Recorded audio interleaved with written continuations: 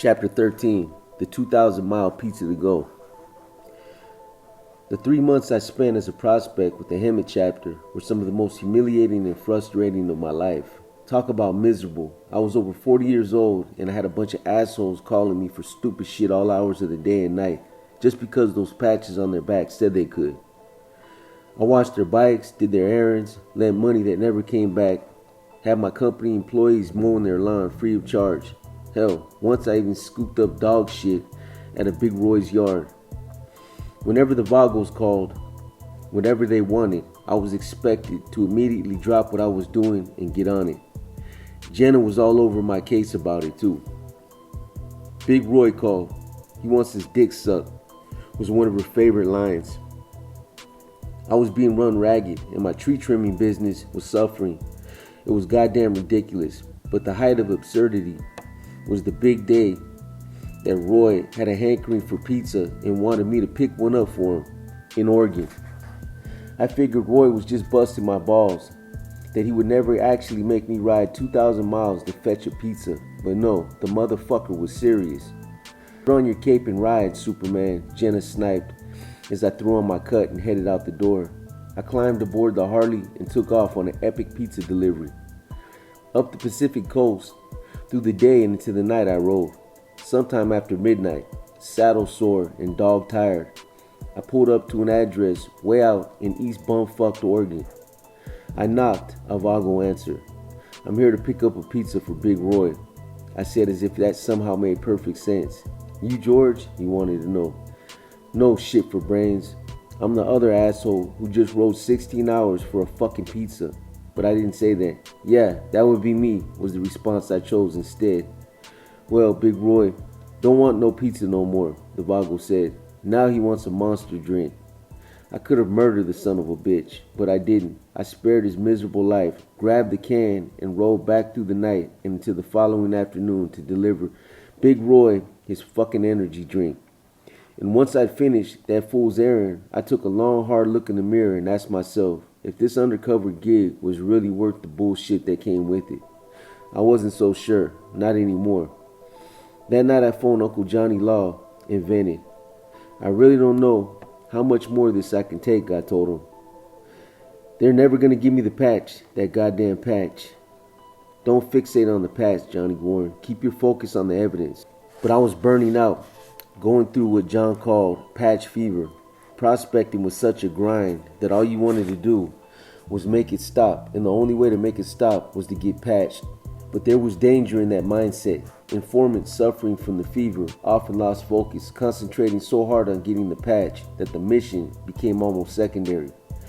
John, I'm telling you, I can't do this. I'm busted, man. I've got no life. They've got me doing these stupid ass errands, and I'm sick of it. I've been there, he replied. I understand it's hard, but it won't last forever. You're tired right now, but you'll get through this phase, and once you do, they'll ease up. I don't know, man, I said, discouraged. These assholes might not never let me get through this fucking phase. It's too good a deal. Todd's been withdrawing money from my pocket like I'm a fucking Wells Fargo.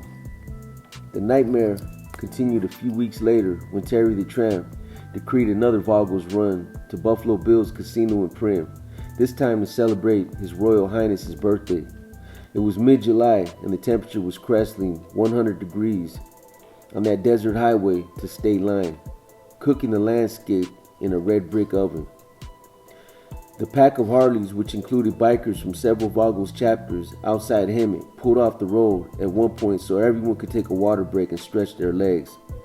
As I'm leaning against my touring classic, squinting down the shimmering highway, I noticed a stumpy little mirage coming my way. It was Quickie John, the Norco P. Man, I couldn't stomach that roly-poly bastard, and I'm pretty sure the bastard felt the same way about me. I cocked his vice president's nephew, beat up one of his hang-arounds, and cost the man $1,000 in fines, and now he was dogging my ass every chance he got. Hey, prospect, Quickie barked at me from his chubby pie hole. That asshole had pulled this same stunt a few weeks earlier, and Big Roy had taken me aside and laid down the law. My P doesn't want me washing any bikes but Hemet's, I told him. Fuck your fucking P, barked Quickie. I told you to wash my bike. Now get to it. Quickie John was big on respect. He wasn't hot on dishing it out, but I kept my mouth shut and went looking for water in the middle of the fucking desert.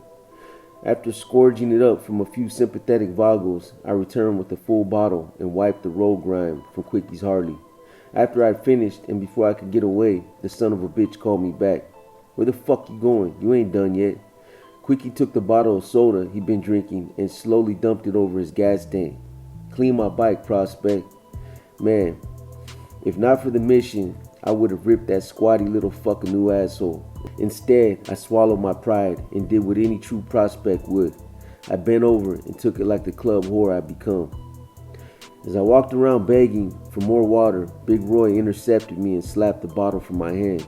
"Get your ass back over here with us," he snapped at me. "You serve Hemet, not Norco."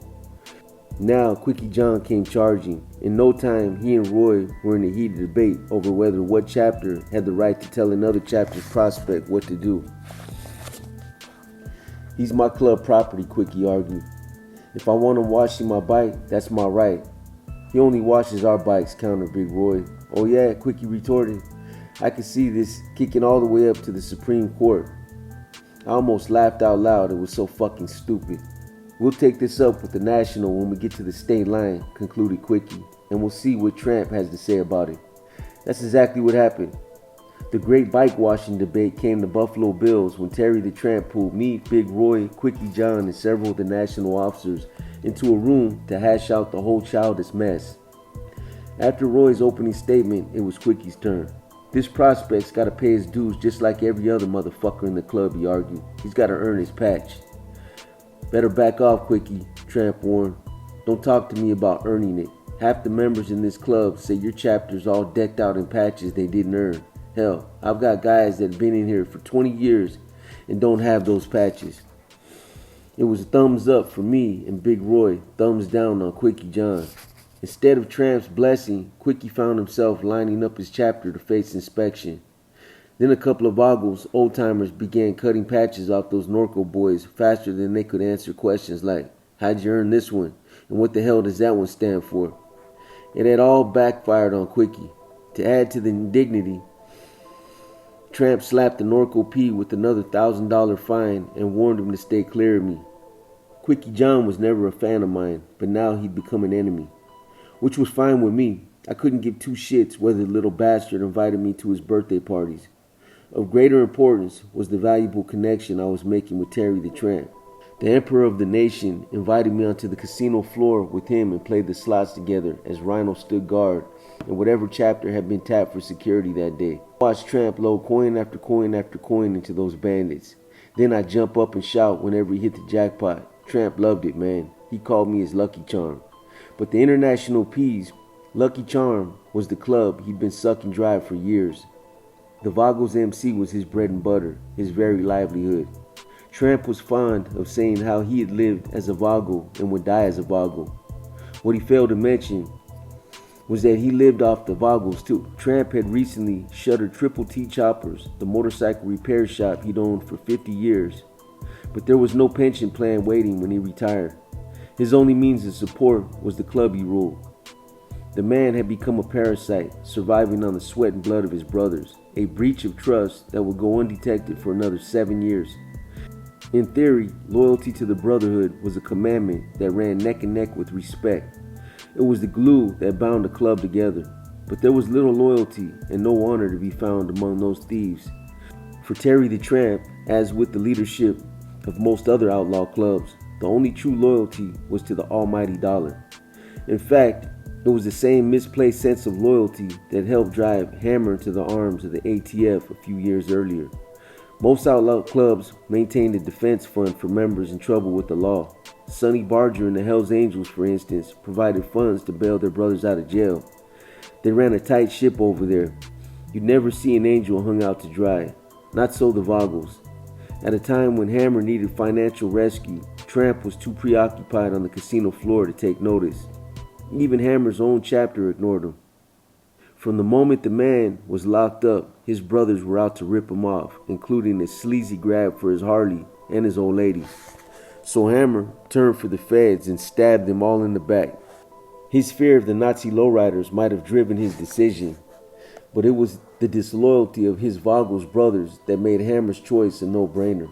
Eventually, I got bored watching Terry the Tramp feeding club money into the casino slots and wandered outside for fresh air and a cigarette. But before I could fish the smoke from my pocket, I heard those two words I come to dread. Hey, prospect.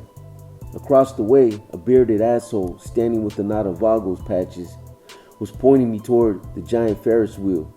Get on that thing and sing us the Prospect song. Man, I was so sick and tired of hearing myself sing that stupid song that I'd actually start improvising, adding my own middle finger salute to Green Nation that ended with, "And all you patch holders quit fucking with me," which Tramp liked so much he asked me to write it down. So there I was, going round and round on this Ferris wheel, belting out the new and improved Prospect song as hundreds of casino goers laughed, pointed, and stretched their heads below. I'd made it a habit of calling my handler whenever Green Nation moved as a herd. Before rolling for Buffalo Bills, I followed the same protocol, and now John was somewhere down below, watching my back and judging my own